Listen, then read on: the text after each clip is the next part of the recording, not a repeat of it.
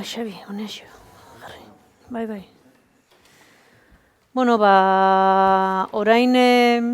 oraintxe duzu aukera, norbete zerbait esan nahi badu, galdetu, edo iradoki, edo lasai, aske sentitu, eskatu mikrofonoa eta gustura entzungo dugu.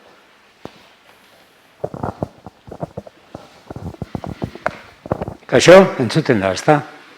Bueno, nik ez dizuet zer gaineratuko, ze nire aldetikan izango litzateke Juan Marin ibilbide profesionala hitz egitea ausardi handiegia. Baina heldu nahi diot Xabierrek esandakoari.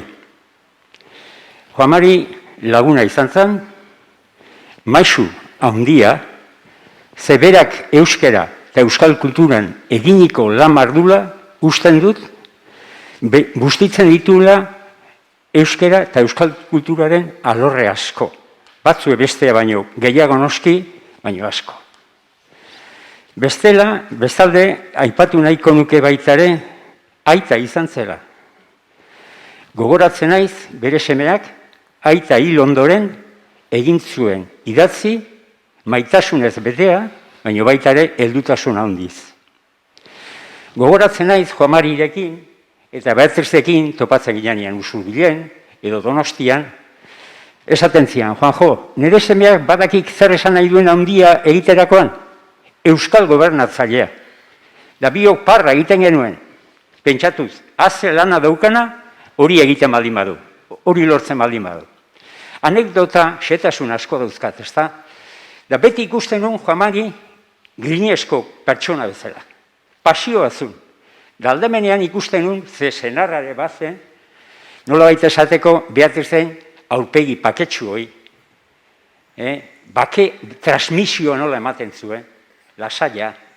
Da Juan Marikin osatzen zuten bikotea nerezako paregabea. Bestalde, egia da, Juan Mari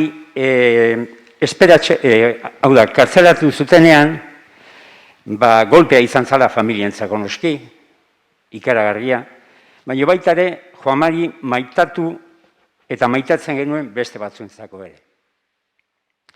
Bestalde, aske gatu zanean, baina epaiketa aurretik, nola kontatzen zituen gertatutako guztiak. Injustiziak, berak esaten ziren, nola esan dezake abogatu batek, hau. Fiskalak nola egin dezake beste hau. Baina gero, azken batean ja epaiketa ondoren aske gatu zanean, libre gatu zanean, psikologikoki libre gatu zan, orduan berri hori euskarari, euskal kulturari eta mugimendu sozialari nola heltzen zian. Eta aldi berean, ikusten nun baita ere, beti irudi hori. Alde batetik Beatriz, bere aurpegi paketsu horrekin, eta bikote gisa. Nik hori bakarrik aipatu nahi nuen. Besterik gabe. Eskerrik asko.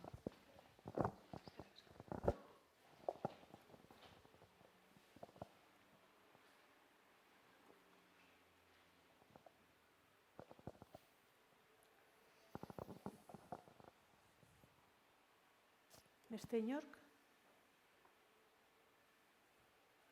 Bat.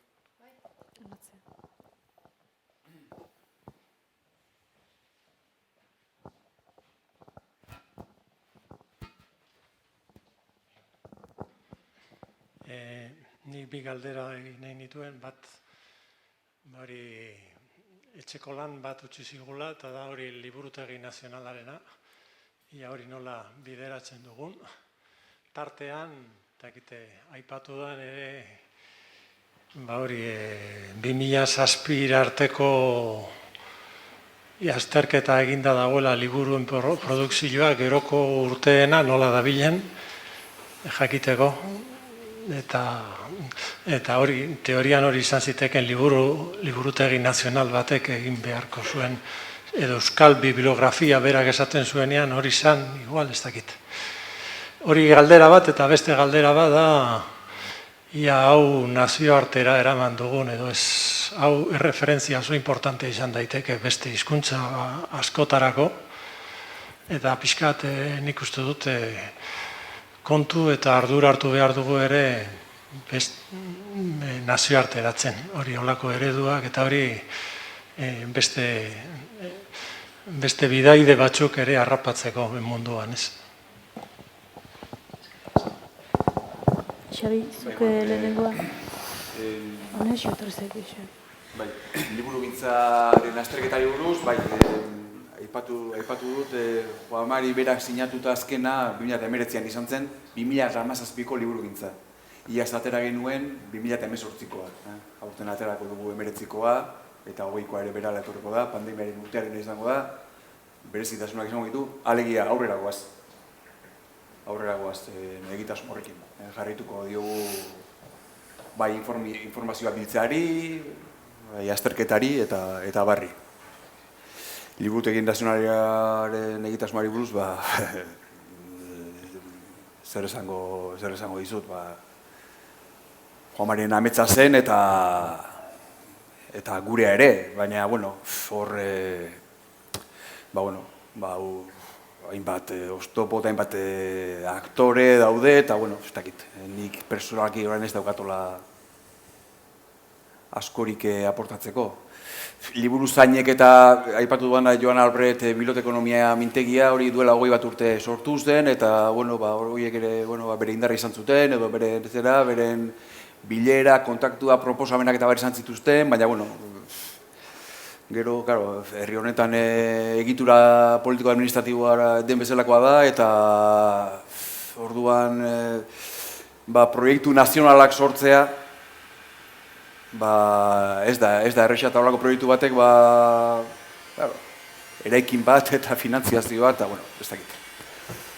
Potoloa da proiektua, baina, Finlandiaren kasua aipatu dizuet, orain liburutegi digitalaren aurkeztu da 2019an, baina Juan Mari berak hori ez dut irakurri denboragatik, baina Juan Mari berak ere beragean zatu zuen, eta Mitterrandek egin zuenean, Frantzian zer egin zuen, digitala, kristonen eraikuntza puska. Eta ez zai horregatik nazionalista atzerakoia deitu, ezta? Beste testu batean hori aipatzen nuelako, ezta, alegia bikoiztasun hori, ezta? Alegia, Frantzian egiten dutenean ezkerreko proiektua dira, eta guk proposatzen baditugu, nazionalista atzerakoiak, eta, ez dakit.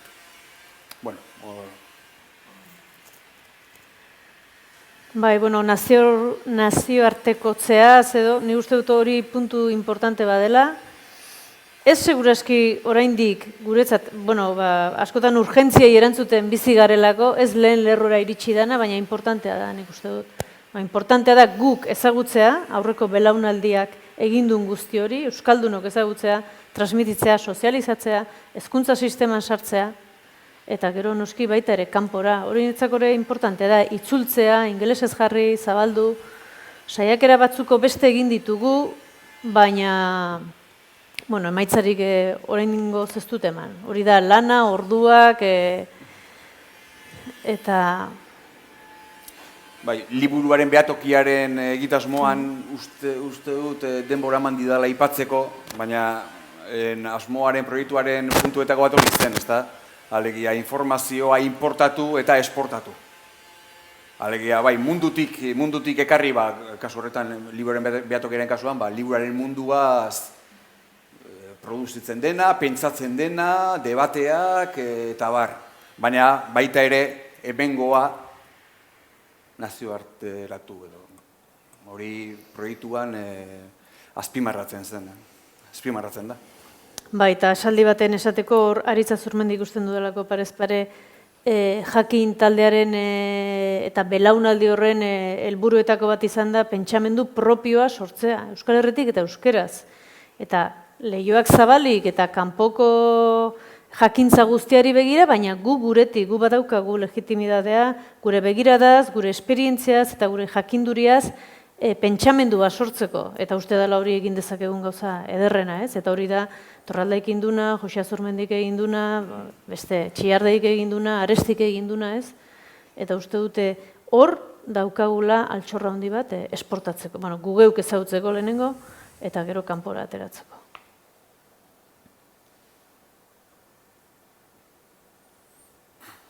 Besteren bat? Eta izorrutan bizik. Ordu batak eta mar. Bueno, hementxe utziko dugu. Eskerrik asko, guztioi etortzeagatik, eskerrik asko, Berria telebistan bitartez bestaldean zaudeten hoi. Eta, bueno, gogoratu arratsaldean 5:00 omenaldi, ekitaldi, maitaldi, goxo eta herrikoi bat egingo dugula, xumea. Eta gaurtik aurrera eta hemendik aurrera Juan Mariren hitzak gogoan hartuz, maratoiak segi dezala aurrera, eta guk iraun dezagun maratoian. Mila esker denoi, eta izlariei zesanik ez, mila esker.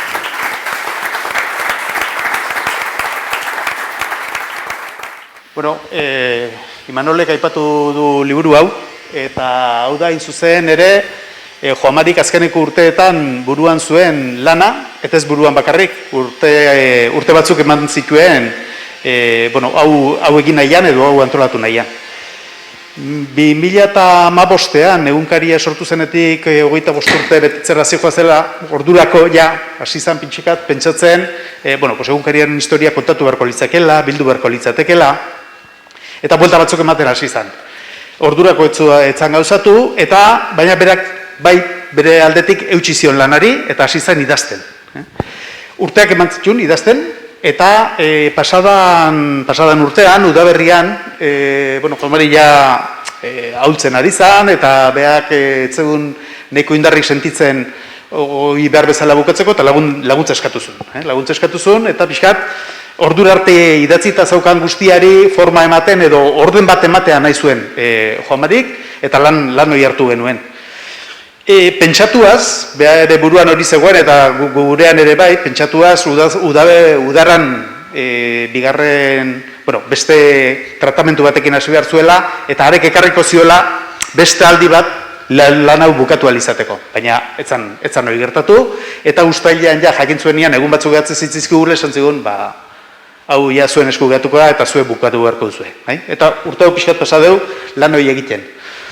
Imanolek aipatu du, hemen egiten duena Juan Marik da, nolabait, 1980 aurreko egoero horren testuinguru batekin, ze egoeretan kokatzen gehan, bai kazetaritza aldetik, egunkariari beharren aldetik eta bar, eta egoera politikoaren aldetik ere bai, eta kontatzen du hortik aurrea ibilbide bat.